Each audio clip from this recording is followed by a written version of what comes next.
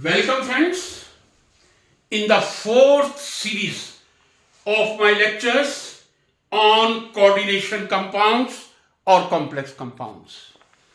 I have uploaded 3 videos on coordination or complex compounds. First, a very general introductory: what are coordination compounds or complex compounds? In second, I did try to start with the ligands. But my third lecture, that was exclusively devoted to the ligands. It is very vital part of the coordination chemistry to understand the ligands. And I hope in the 3 part of my lectures, you are quite aware what are the ligands, what are complex compounds. Such compounds in which there is central metal atom or ion which is surrounded by other anions or neutral molecules. Such type of species are known as complex compounds or coordination compounds. I did say in my last lecture earlier that was very difficult to understand the bonding among coordination compounds, so they were called complex compound.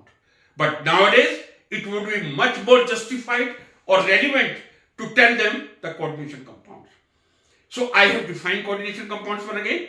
There is a species in which central metal atom or ion is there, which is surrounded by some other neutral molecule or anions. Such species are known as coordination compounds. What are ligands? Ligands are neutral molecules or anion which can donate at least one lone pair of electrons. Many times I repeated in my earlier lectures, the greatest quality to be the ligand that should be capable of forming one coordinate bond with the central metal atom or ion by donating one lone pair of electrons. If one molecule cannot donate the lone pair of electrons to the central metal atom or ion, that can never act as a ligand. So ligand की सबसे बड़ी विशेषता यह है, चाहे उसके पास कितने भी लोन पेयर क्यों ना हो, कम से कम एक lone pair central metal atom या आयन से कोऑर्डिनेट बॉन्ड बना सके. Then I did explain monodentate, bidentate, tetradentate, pentadentate, hexadentate by taking the example of EGTA, ethylene diamine tetraacetate. 4 acidic oxygen, 2 neutral nitrogen can form the coordinate bond, and that is a very good ligand for forming the complex many metals, but we know with calcium and magnesium. I did also say tetradentate ligand. If instead of 4 hydrogen of EDTA, only 2 are removed, what species will be formed? Ethylene diamine diacetyl, no tetra, diacetyl. 2 hydrogen will be there, 2 acidic oxygen, 2 neutral nitrogen. What will be the dentation of ligand? That will be tetradentate ligand. And I very much distinguished, once again I am telling, dentation can never be related with the presence of lone pair of electrons. Ammonia monodentate, because that is only one lone pair of electrons. Yes, water, instead of having H2O molecule, 2 lone pair of electrons, always remain monodentate because both the lone pairs are on the same atom. Chloride ion has 4 lone pair of electrons but act as a monodentate. There are 4 lone pair of electrons, total 8 electrons, but the pair will be 4, correct? So we should understand that if one lone pair, if that can be donated, that will be monodentate. In spite of 4 lone pair of electron, chloride will always be a monodentate ligand. Hydroxide ion, oxygen has 3 lone pair of electron in hydroxide ion, but that will remain as monodentate, not didentate, right? Today I am coming to a very important part. Before coming to that, in third of my lecture, I talked about bonding in coordination compounds by taking the Werner theory That is very important part for 12th student from examination purpose. Alfred Werner was the Swiss chemist who synthesized a number of compounds of cobalt series: COCl3 6NH3, COCl3 5NH3 H2O, COCl3 4NH3 2H2O, COCl3 3NH3 3H2O. Very elaborately I did explain last time how this cobalt complex COCl3 6NH3 can give all the chlorine as chloride ion with silver nitrate. COCl3 5NH3H2O will give only 2 chloride ion with silver nitrate. COCl3 4NH3, because 2 chloride ion inside the coordination sphere, only 1 chlorine will be precipitated, but COCl3 3NH3, all the 3 chloride ion inside the sphere, no chlorine will be precipitated as chloride ion. After that, I am coming to very important coordination number. How can you define the coordination number of any complex compounds? What do you mean by coordination number of complex compounds? Sometimes you may find the definition: a metal or metal ion surrounded by number of ligands, number of molecules is known as coordination number. Is it correct? No, totally wrong. I am taking the example to distinguish between number of molecule and density. You see carefully, this example I have taken tetraamine. Whenever ammonia acts as a ligand, 2M will come and metal and ligand will come together, and in anion there will be distance. So this compound is tetraamine nickel 2 chloride. There are 4 ammonia molecules, right? You are looking for ammonia molecules. Now I come to this species. Sorry, I should correct it. Take few minutes only.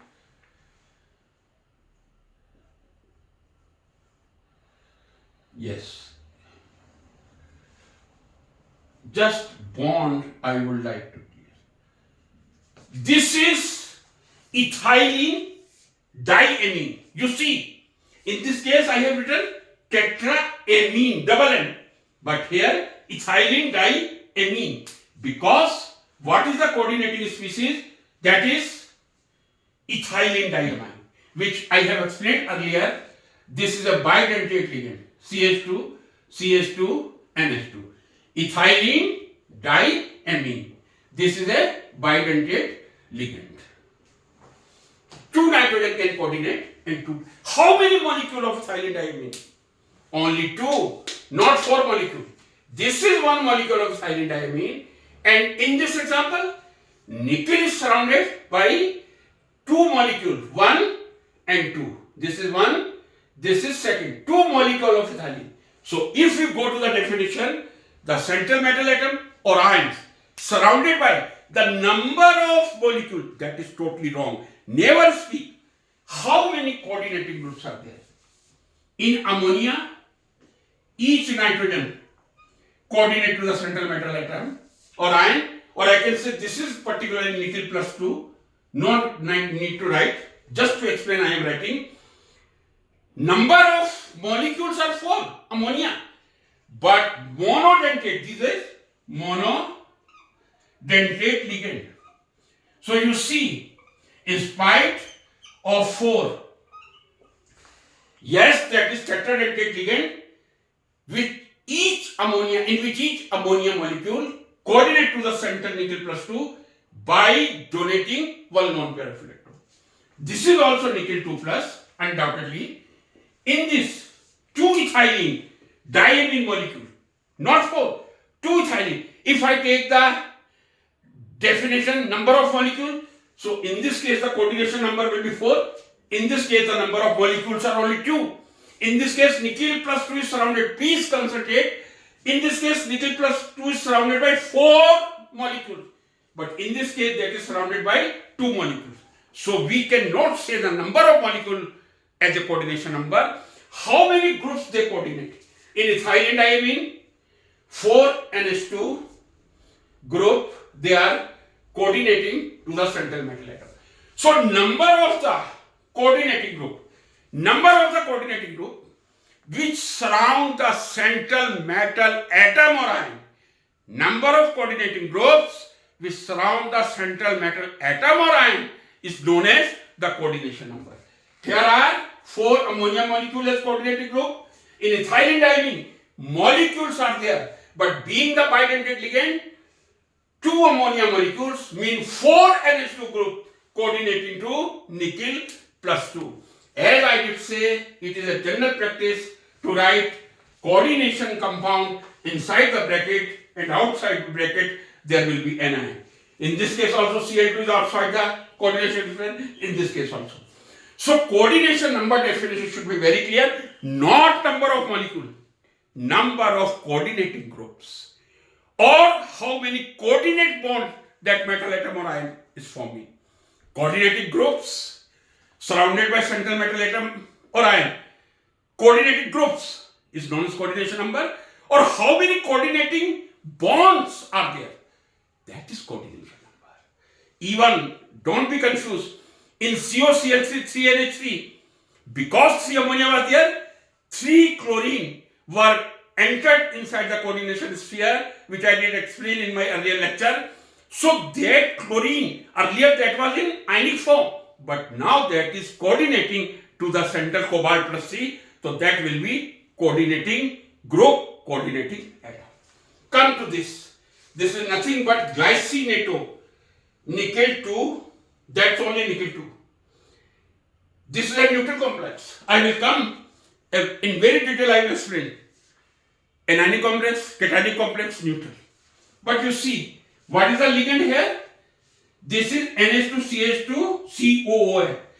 Means glycinate ion is acting as the ligand. I have explained earlier. When I explained the bidentate ligand, ethylene diamine is a bidentate. Oxalate ion, particularly this, oxalate ion or succinate ion, they are also bidentate. But one neutral atom, this is one acidic oxygen. I have mentioned 3 lone pair, which clearly indicate that was negative. No need to put charge here. Where 3 lone pairs on oxygens are there, that is negatively charged. So I can say there are 2 neutral nitrogen forming the coordinate bond with nickel, and 2 acidic oxygen are forming the coordinate bond. So number of the coordinate bond or number of the coordinating groups which are surrounded, or rather I should say the central metal atom, how many coordinating bonds forming or how many coordinating groups that metal atom or ion is surrounded is known as coordination number. I will come to detail. But what I have seen sometimes, students, they are deprived from this concept. You are looking tetraamine nickel 2 chloride. You are looking ethylene diamine nickel 2 chloride. You are looking glycinato nickel plus 2. My dear friends, whenever monodentate ligands are there, ammonia, H2O, chloride, bromide, hydroxide, they are not chelates.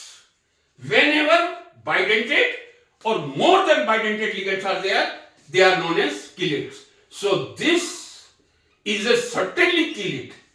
Chelate what means whenever more than monodentate. Whenever monodentate will be ligand, no chelate word you can use.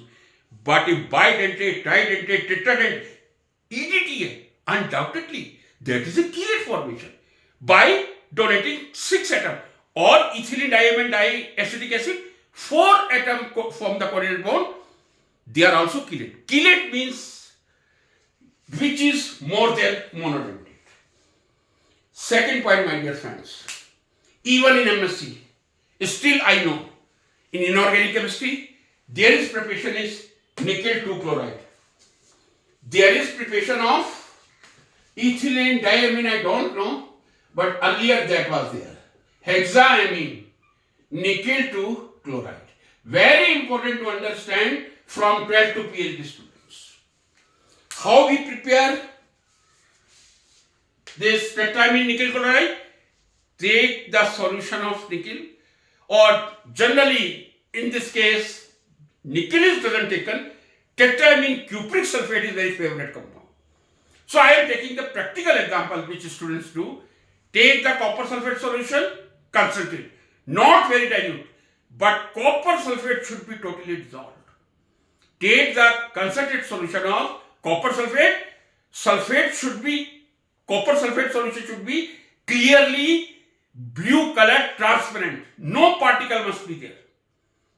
Add ammonia, you get the sky blue color, thick precipitate. That is due to the formation of cupric hydroxide. Whenever you add ammonium hydroxide in copper sulfate, cupric sulfate solution, what blue, sky blue color, thick precipitate, that is not tetramine cupric sulfate, that is cupric hydroxide. When you add excess of ammonia, means you should get the, earlier you will add the ammonia, the smell will disappear. Till the ammonia smell disappears, add further ammonia. When you see that ammonia pungent smell is coming, stop the adding of ammonia. That violet color solution is tetramine cupric sulfate. I think this preparation is there or not, because since last 4 or 5 years, I am not in the touch. If MSc students have observed clearly, it is much easier to prepare tetramine cupric sulfate. Prepare the concentrate solution of copper sulfate, add ammonia, then you add alcohol also. Or rather, I never say to add alcohol, rectified spirit, because that is cheaper. If you will add rectified spirit, you will get the crystals of tetramine cupric sulfate. Because that is like this. This is +2 charge. This is 2 chloride ions. This is nothing but 2 chloride ions. So that will be soluble in water. When you are adding ammonium hydroxide in cupric sulfate solution, cupric hydroxide precipitate, that is insoluble. But when you add excess of ammonia, there is formation of tetramine cupric sulfate, but that remains soluble in water, because that is ionic complex +2 and -2 is there. But when you will add rectified spirit by stirring, you will get the crystals of tetramine cupric sulfate, right? If you have observed, it was much easier to prepare tetramine cupric sulfate, but it is bit difficult. Not so difficult. Even that should not be on the MSc level, this preparation, this undergraduate preparation. You take nickel chloride, NaCl2 dissolve in water. Here emphatically I will tell the solution must be concentrated. In tetramine cupric sulfate formation, if you are taking excess water, that will not create trouble. This should be a rather saturated solution. I will use the correct word. No insoluble nickel chloride should be there.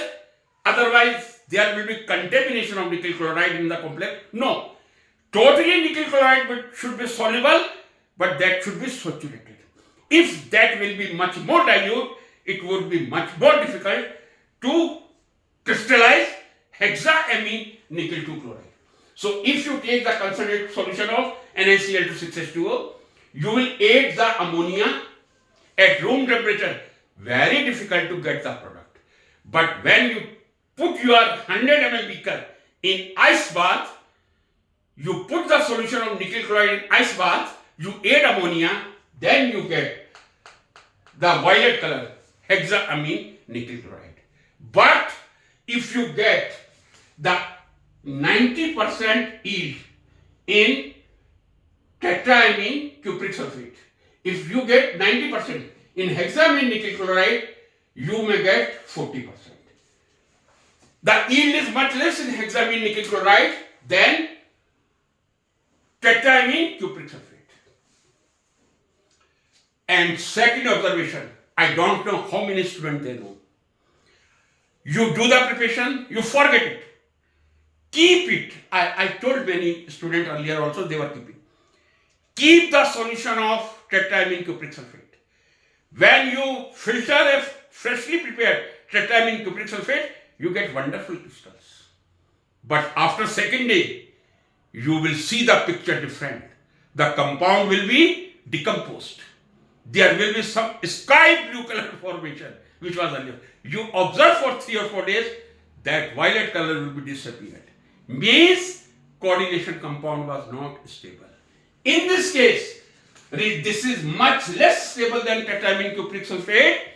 If you prepare the hexamine nickel 2 chloride, even second day, you will get the decomposition of the coordination compound and that water will be removed.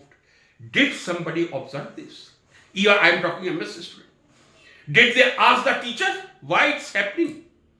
If I prepare the solution, ethylene diamine, that is much more stable, but this example of tetramine nickel chloride or whatever you prepare, tetramine cupric sulfate, very less stable.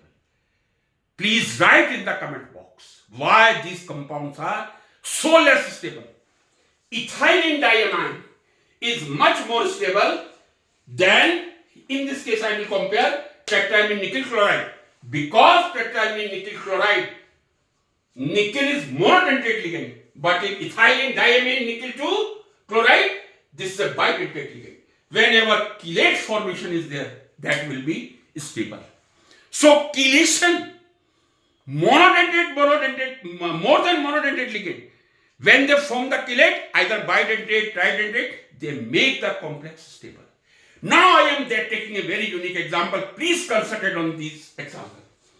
This is ethylene diamine nickel 2 chloride. Agree with me? There are two amine groups forming the coordinate bond, and this is a chelate because bidentate ethylene diamine ligand is there. I ask the question to MSc student support. There are two complexes. One is ethylene diamine nickel 2 chloride. Second is glycinato nickel 2. Which will be more stable? I will reply in my next session. Answer is very simple, but this is a question of observation. Again, I will repeat the question. Why tetramine cupric sulfate you prepare that lost its color within 2 or 3 days, but hexamine nickel 2 chloride, which is much less stable, in both cases monodentate ligand, only second day the color disappear in the case of hexamine nickel 2 chloride. But if you come to ethylene diamine, much more stable than tetramine cupric sulfate or tetramine nickel chloride. But this is much less stable than the glycinato nickel 2. Earlier I did say tetramine nickel 2 chloride is less stable than ethylene diamine because there is chelate formation, and chelate formation will always enhance the stability, increase the stability. One blunder I have done. This is not ethylene diamine, bis-ethylene diamine. I am extremely sorry. I have rectified my mistake here. Otherwise, I could be a culprit. This is bis-ethylene diamine nickel 2 chloride. Bis means 2. You cannot write diamine nickel 2 chloride. No, di is already there. For mono, for 2 bis, for 3 tris, tetrakis, pentakis, etc. So I am sorry. This is bis-ethylene diamine 2 chloride. This is much more stable than open chain analog nickel 2 tetramine chloride, but much less stable than the glycinato nickel 2. Why? Both are bidentate, right? Both are forming the chelate and both are forming the 5-membered rings. These are 4 ligand atoms and this is nickel. In spite of 5-membered ring on each one side, in spite of chelate formation, glycinato complexo is much more stable than the analog bis-ethylene diamine 2 chloride. I will wait your comment in the comment box. Then I will explain why this difference we look in these complexes. Please like, share and subscribe.